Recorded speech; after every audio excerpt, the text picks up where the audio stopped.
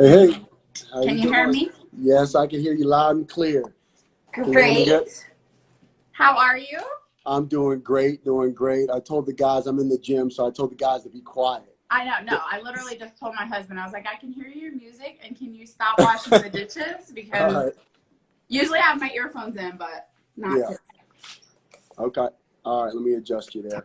Okay. How have you been? Great. I know. I was literally laughing when I was typing the marketing post. I was like, yeah, we've known each other since seventh grade. I haven't seen him in like 20 years, but it's good. That's all good. It's all good.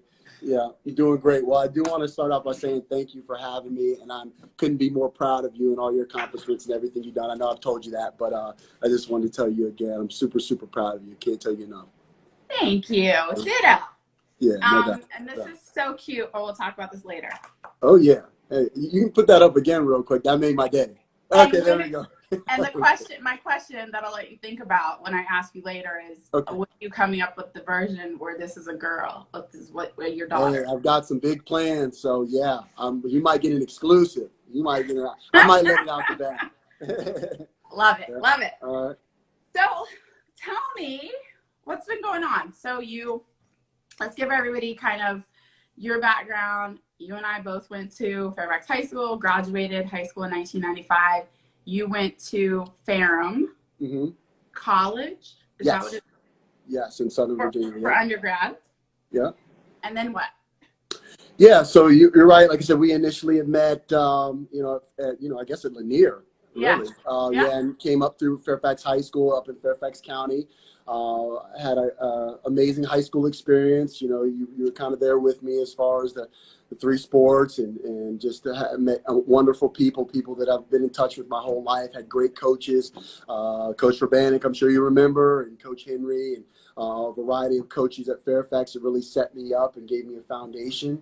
And I went from there to Ferrum College, which, was an amazing decision for me because it gave me an opportunity to pursue a lot of my different passions. Obviously, sports is one of them, but I was also a trumpet player and a music minor.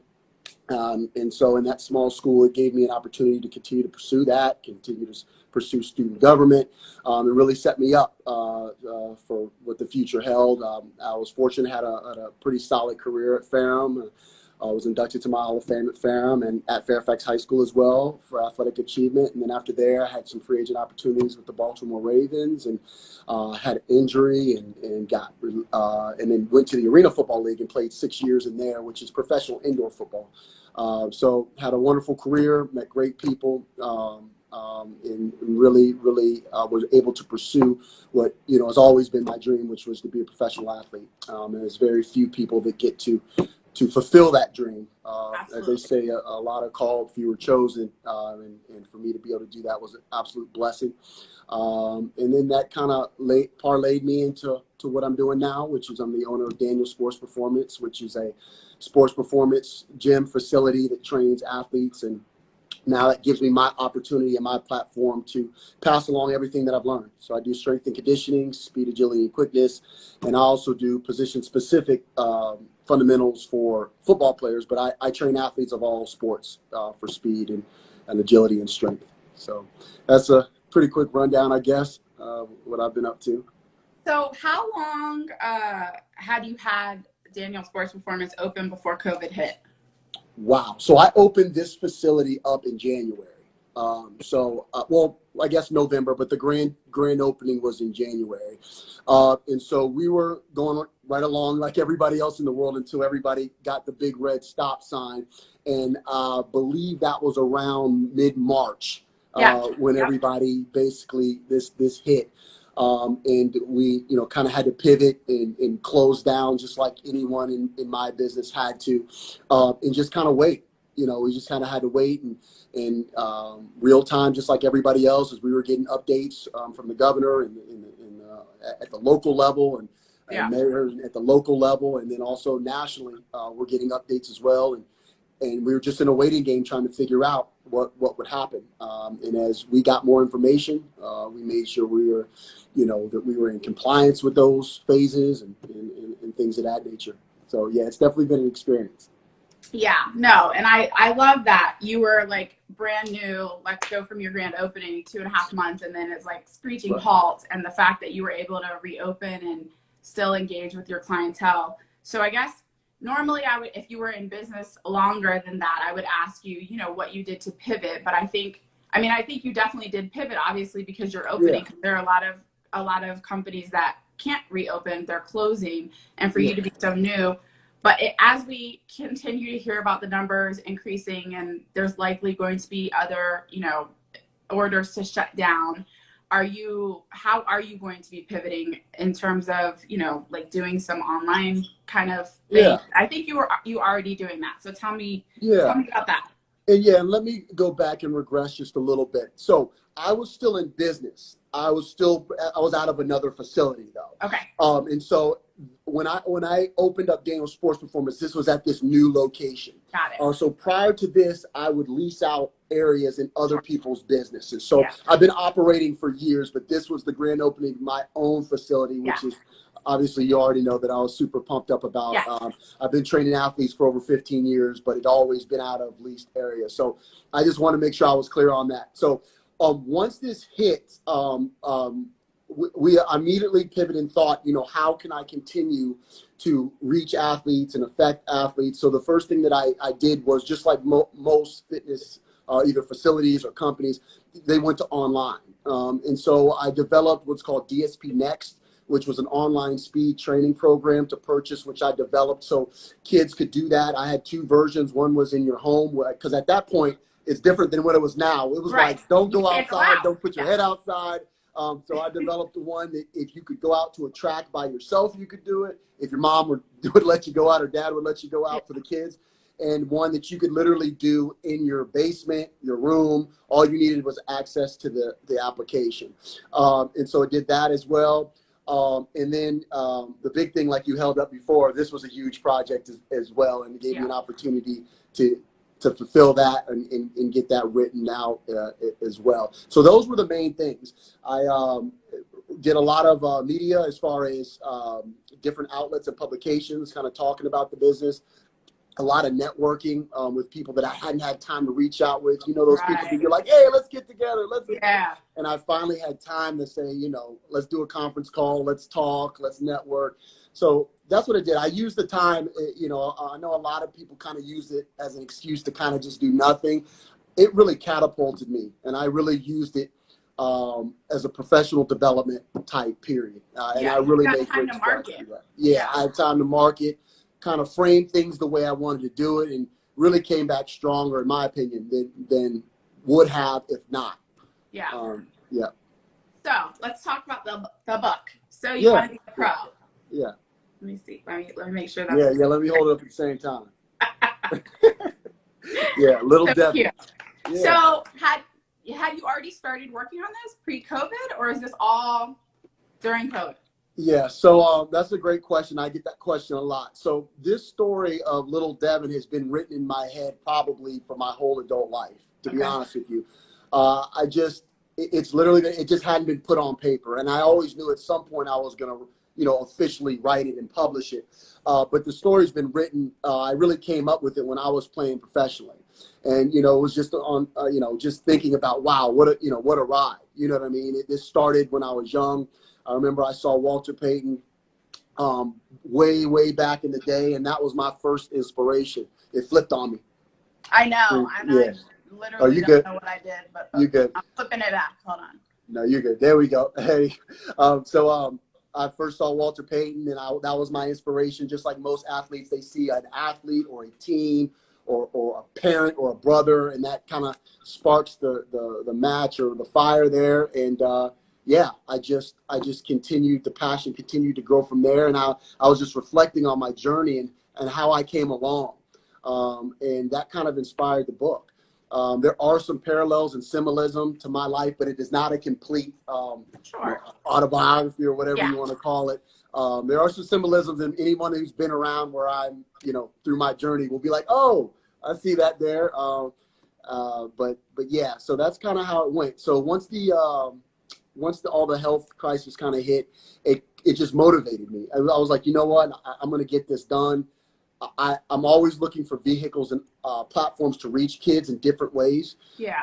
And this was another way to do that. And it started at a younger age than I'm normally hitting. I normally hit the middle school to high school to college to professional. And I go as young normally as 8 or 9. But this gave me an opportunity to really touch where the spark is lit when you're a young boy or girl. Sure. And that's where it started. Yeah. Yeah. So I don't even know how many, like 20 something copies. And I gave I a know. bunch. I know how many, 25.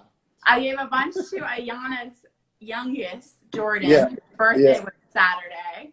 So he was super excited. And I was like, no, you can give these out to your friends because my kids are grown. My son just turned 18. So congrats thought on it was graduation. cute, but not for his. Yeah. So, no. So my other question about that is I know you have 2 daughters and a son? 1 son, 1 daughter. Yeah, 1 son, 1 daughter. 1 son, 1 daughter. And and so they're athletes as well. They my little one, he's a little guy. He's already shooting, and it's just an amazing thing to kind of see how it starts along, man, with just the little seeds of just an inspiration. He'll see something, on TV, he'll see something, me doing something, he'll ball. It's just amazing to see. And then my other daughter, my oldest daughter, she's very accomplished. She's a basketball player, soccer player, and she's just amazing. She's an amazing athlete and a student and I'm even more proud about that than anything else. So she's straight A's, exceptional athlete. So I'm super proud of them. And what grade is she? Like, she's in high school or middle school? No, well, going into high school, this year's been crazy. But yeah, starting the whole. I'm sure you're aware of everything as far as the hybrid learning, as far as 2 days possibly, or you can choose no days, and yeah. So what does she choose? Well, officially have not chose yet officially, but we're still having talks. I'll put it that way. We're kind of going back and forth. We don't have to notify the school until Wednesday at 8 a.m. So we've been kind of talking back and forth. So we're weighing our options and really talking it out and coming to some agreements. You're like my husband. He's like, did you send this? And my daughter's like, I already sent. So my youngest is Layla. She's upcoming senior. And she did not like how they did the end of the year in terms of the distance learning. So she was like, I can't learn new stuff online the way they have it. So I'm going to go in 2 days a week. I was like, well, good luck with that. I don't know. Get your GED. I was like, just get your GED now and go for your senior year since you're not going to be able to see anyone anyway. And then you have a whole year of college. Like, you're taking all the AP courses. What's the point? She just looked at me. So I don't think I'm going to do that, but. So what else? That's mainly it. It's just been work, and family. It's, one thing about this health crisis, it's kind of simplified life, It's just family time, work time, family time, work time. Take a little bit of time for yourself, and that's pretty much it. It's been awesome for me because, again, I'm like just a focused person. I kind of like to hone in on things and knock them out. And the more narrow the focus, the more productive I am. So that's it. Just been really, networking with the business, working hard because, in here, training all day, every day. And then marketing the book, got the next level gear, clothing that we're doing as well. So that's been great, managing that as well. And seeing athletes all over the country and some even over the world. Got some kids in England and stuff as well wearing that stuff. It's been awesome. So yeah, that's pretty much been it. Work, family. So what's your name? What is your, I hate the whole 5-year or 10-year goal, but like, what is your, what's your dream for the business to become? What kind of business, right? Are you looking to grow it, franchise it, have it be the household name all over the country, world, blah, blah, blah? Are you looking to just kind of have like a lifestyle business where you get to, focus on the athletes in your area, make them better? That's fulfilling, but you're still able to go spend time with your family and travel and do whatever else you like to do. Right. It's kind of like business. The market will dictate. You know what I mean? If you know, I have aspirations, and my aspirations are I don't limit myself.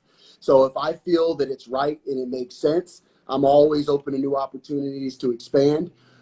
If it doesn't, I'm perfectly happy with being able to actually have my hand on local athletes and the local sports scene, and have connections in high schools and elementary schools and middle schools, and actually be able to be hands-on. Because obviously, as you know, the more you expand, the more, The less. you know, Yeah. the less, or more or less, you can put it either way, that you actually get to have your hand directly on it. You know, your hand's on it, but the more you expand, the less you have directly on it. So if it makes sense, as I get to a point where I'm comfortable and I want to expand, or I want to make any more moves, I'm definitely open to do that. But I'm also very, very happy where we're at and kind of how the arc is going right now. But the next step, to answer your immediate question, not 5-year, but immediate question, is going to be offering adult training, personal training, and group classes.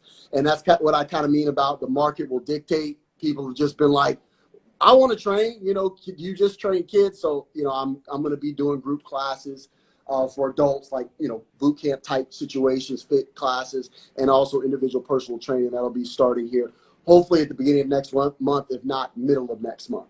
So that's going to open up a whole new market as well, which would be awesome and exciting. Yeah, it always struck me that was a lost opportunity for, you know, when my son was doing this kind of stuff when he was younger, that, you know, the parents are just sitting there, like, either talking or, like me, I'm on the floor with my laptop working. But, like, if they had offered, hey, parents, while your kids are doing this, you can come over here and work out. Right. I would have totally, even if it was just walking around the gym, right? I would have totally been on board with that. So, no, that's great to hear. Right. Technology, that's another thing that I have a question about. Have you seen any, you know, of this VR, like the virtual reality, AI kind of stuff in terms of, you know, machines, or just using the VR to take a course and things like that? Have you experienced any of that? And if so, is that something you see you kind of instituting as well? I've got all types of plans. I haven't to this point, but yes, I've seen it. I'm very well aware. And as the arc of the business continues to go along, I have so many ideas. It's almost like you have so many ideas that you could just be paralyzed. Yeah. And so I definitely have plans for all different types of technology in the virtual reality world, and also just as far as in the fitness and strength and conditioning world, measuring a velocity of bars, you know, laser training and things of that nature. But I'm trying to be super conservative initially. And as the business allows it to, and allows opportunity for technological advances with acquiring that and making it make sense in the business, kind of financing these advances. I'm definitely, I've got so many ideas. It's crazy about things that I want to get to, and I'll get there. But right now, there's no type of virtual reality or you know, high tech type stuff here, other than the monitoring stuff that we use as far as handheld and things of that nature, as far as programming, online programming and things of that nature. Okay. No, that makes sense. And trust me, I've been there, done that. You got to put stuff in a parking lot and focus, as I learned the hard way over the years. Right. Yeah, that's how I operate best, is just stay focused, knock it out. Now we move to the next one. Okay. Yeah. So you kind of answered my question, but not. So we have the boys version. Great. Love it. Cute. Yeah. Best. Now when do we get the dad, daughter, or mom, daughter version? I would think dad, daughter, since it's coming from you. Right. So I get that question a lot too. So You Want to Be a Pro is my first book, but it's going to be the first of many books, and not just many books, but children's lines as far as children's books. So I have a variety of ideas, and I'm going to touch lots of different areas. You know, I was blessed to grow up, like I had mentioned, I'm a trumpet player, I'm a musician. I minored in music at the college level, and even, you know, played some professionally as far as, you know, paid gigs to play different facilities. So I've got some great ideas as far as the music avenue. I've got great ideas. You know, again, I've raised an athlete, a female athlete in my house. So Female athletes have a special place in my heart because of that. They did before I had a daughter, and the respect was there before.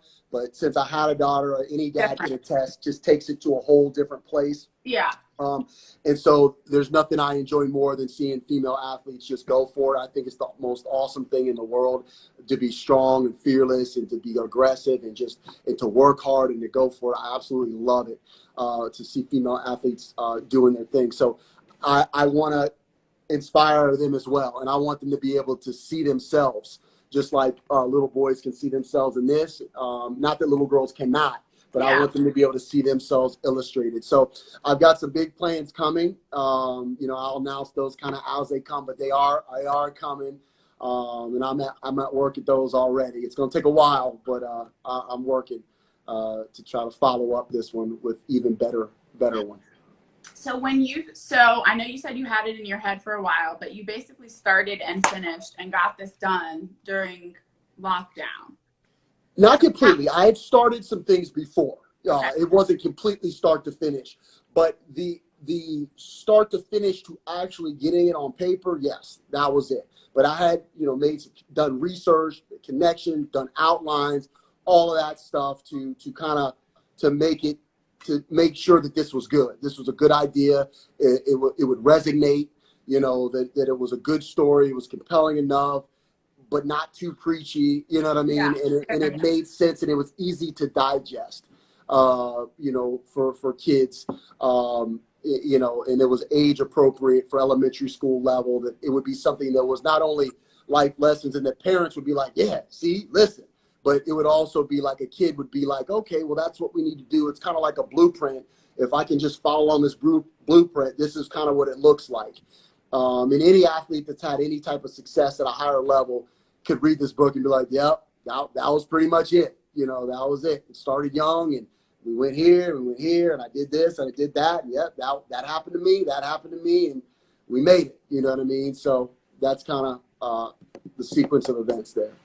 So for people who are aspiring to write a book, have a book in them, whether it's a children's book or not, what tips do you have, lessons learned, or even if you just wanted to go through the process real quick of what you did to successfully do that? Because I think this is a huge feat, like getting, regardless of the length and the audience, it's done and it's a book and you wrote it. Yeah. So I'll give some advice, probably be the easiest way. So the first and foremost is figure out what you're passionate about, right? And then figure out what you're knowledgeable about, that you're vested in emotionally, and you have a knowledge base about, something that you speak the language. And obviously anybody who knows anything about me, this is my language. Yeah. If you know anything about me, this is my heart through and through. So it wasn't trying. It was effortless because I lived it. I've been around it. It was a part of who I am. So that would be my first advice. Do something that makes sense to you, that you have some emotional equity in. Secondly, figure out who you want to talk to, because you can't talk to everybody. You feel like you want to. You're like, I want to just do this book to everybody, but you can't talk to everybody. The closest thing you can come to talking to everybody is children's books. Because parents will be like, yep, see what he did, so that's the closest you can come, in my opinion. But figure out who you want to talk to. And then at that point, do your research. I never try to help somebody to circumvent doing their own research. Because that's a part of the learning process. And so you have to figure out, do you want to self-publish? Do you want to go through a publisher? Do you want to have somebody, help, obviously, unless you're tremendously talented, illustrate? Do you want to have somebody to help you write it? Do you want who can help you, make sure that they're proofreading your work, things of that nature? Who is a focus group that you can send the stuff out to be like, do I have something here, or am I just in my own little world here? You got to get feedback, I would never suggest anybody just saying, hey, I'm going to write a book and just putting it out. No, you got to do your market research, whatever you want to call it, to make sure you have something that makes sense, and then that would be it. Make sure you're passionate about something, find out who you're, marketing to, do your research, Make sure you have a group of people or a team of people that, you can kind of bounce things off of depending on your individual strengths, and then just go for it. But yeah, I never want anybody to, circumvent that research and actually going through the learning curve and the learning process. That's what I suggest. As long as you do that, regardless of how successful it is or not, it's a personal landmark and a milestone, for yourself. Right. No, absolutely. Right. And you should do one. So you want to be a coach for adults. Yeah. I've seen your post and people from high school asking you questions about their kids and their experience with coaches. And I've certainly had my fair share that I want to run over with my car today. Yeah, so I think there's a yeah. lot of that needs to happen. Yeah. No doubt. Yeah. I get questions all the time from parents, from athletes, and I'm gonna send you a post when we get out here talking specifically about that I did. One of the main things that I see, in youth sports, and youth sports has changed a lot since we were young. I call it the professionalism of youth sports. They treat these kids like they're already in the pros, they're practicing 4 or 5 days a week, and this and that and the other. I'm not gonna get too deep into that. But there's a lot of pressure put on these kids and a lot of pressure put on these coaches, and a lot of pressure to win when pressure should be on just developing kids, getting better and developing a passion and a love for the game. What I look for in coaches is just to make sure that they have kids' best interest in heart. That means that they're trying to develop a passion and a love for the game, because if you do that, the kids will love it.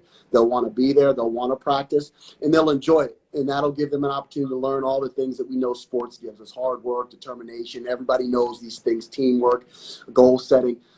It'll make them want to be around it. And then also, that they learn as much as possible. You need to develop players. It's nice to win and have a 9-year-old championship trophy. That's beautiful. It's awesome. Congratulations.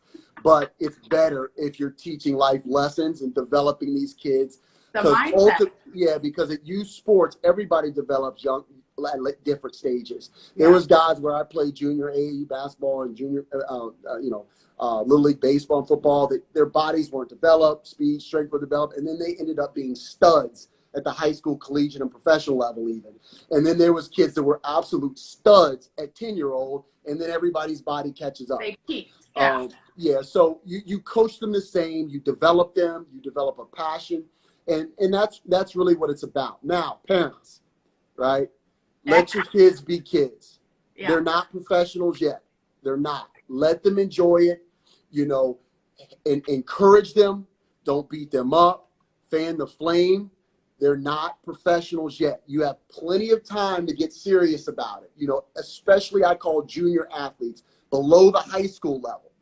9, 10, 11, 12, just enjoy it, have fun, learn as much as possible. That is it, and have your pom-poms. Go Teddy, go Billy, go Lou. It doesn't need to be super pressure. You got to do this, and what were you doing there?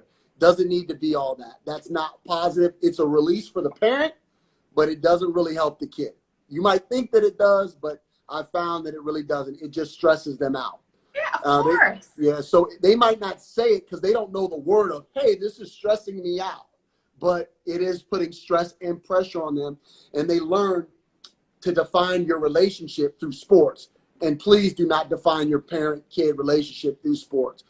With my kids, it's like go, and all right, let's go get ice cream or whatever. You did your best, and it is what it is. And the last thing, and I'm going to get off, is, and I got this quote from another coach, is, when we're sitting in these crowds, me personally, I probably know more about sports than 99% of the people watching it. Yeah. I don't say a word. I just sit there. Okay. I don't say a word. I'm just like this the whole time, and I have all these people yelling and cursing out coaches and yelling at players that half of them aren't even fully aware. Some of them are, but half of them aren't fully aware what it's even like to coach a team. Right. The X's and O's, fundamentals, what it's like to have parents, to talk to parents in that role, and to have people critique you and criticize you, because everyone knows the easiest place to coach from is the stands. You're a Hall of Fame coach from the stand. Do this, do that. But when you're on that sideline, it's a little bit different. And when you're on the field, and you're on the field or court. Yeah. Billy, do this. Oh, okay, Mom. No, they're playing the game. So that's my speech for the day to all parents and coaches. Yeah, that's my public service announcement. Take it or leave it. But that's my advice, and I found from a long career in sports, coaching it, playing it, that those are best practices. And hopefully somebody heard that and they'll try to apply that. Okay, so people want more info who are in your area to come physically, and then people who want info on your mobile or remote training, where should they go to get you? Yeah, so you can reach out through a variety of different ways. If you're on Instagram, it's at Danielle Sports Performance. You can direct message me through that. If you're on Facebook, you can go to Facebook, Danielle Sports Performance, Google it, that'll come up. You can message me through there. You can also go to Twitter, at Nate Daniels, DSP, and message me through any of those. Or you can go to danielsportsperformance.com, message me through there. So any of those will get to me and just say, hey, I'm interested in getting more information, and I'll just take it from there. You know, I'll reach back out to you. If you're in the area, I'll schedule a time where you can come down with your son or daughter. We can sit down and talk. I'll walk you through the program, the different options, and hopefully see if it's a good fit for you. And if so, that's awesome. We'll get you going. I have opportunities to train in a one-on-one setting, opportunity to train in small group classes, and also I do team trainings as well. So like basketball teams will come in, softball teams will come in, and do it in that setting, and whatever works kind of best for you. That's how we'll get you in. So any of those ways will work. Online, same thing. Just reach out to me, and I'll tell you how to do online as well. That can kind of navigate you through that way as well. Love it. And the book. Oh yeah, the book. So you want to be a pro. The best way to get it is go to Amazon. You can type in "so you want to be a pro," and you'll see the cover pop up. Get it through there. Is the best way. And make sure if you do get it and you love it, leave a review. That really helps the book. You can type in the title in Amazon, or you can type in my name, and that'll probably come up there. And it normally comes to you in a couple of days. That's through Amazon. Yeah. And if you want an autographed copy, what you want to do is once you've received your book from Amazon, just reach out to me, and I can send you there. I have a sticker insert that I sign and it can send to you as well. And that can stick right in the inside of your cover there. You can stick it right in there, and that'll be your autographed copy as well if you're interested. I love it. Yeah. And I think people should buy them, and if they have an age appropriate child, buy it for your kid's class who they're not going to see in person this year, and send them out. Yes. That as a welcome gift. Yes. And while you said that, yes, if you are looking to do a bulk order, just contact me directly through Nate-Daniels.com, because I do Nate-Daniels.com, because I do bulk orders on there. What I was talking about for Amazon, if you're just doing the 1s and 2s or 3s, it's good to do through Amazon. But if you're doing it through me, because I can get a little bit of a better rate for you if you're doing a bulk order on that. And also, if you want to do any type of book signing or any type, whether or a reading, either virtually or in person, reach out through me through there as well. Nate-Daniels.com, and I'll organize that. I've got a bunch of people who have reached out for that. Obviously, this COVID stuff has kind of put a wrench in some of that, but we're still going to work it out, and we're going to figure it out and go from there. All right. I love it. All right, Nate, I appreciate your time. I know you got to go and train some people. It was great catching up with you, and I hope to see you soon and meet the family in person when we're done with all this COVID stuff. Absolutely. All right. I appreciate your time. Thank you for having me. Thanks, Nate. Bye. Bye.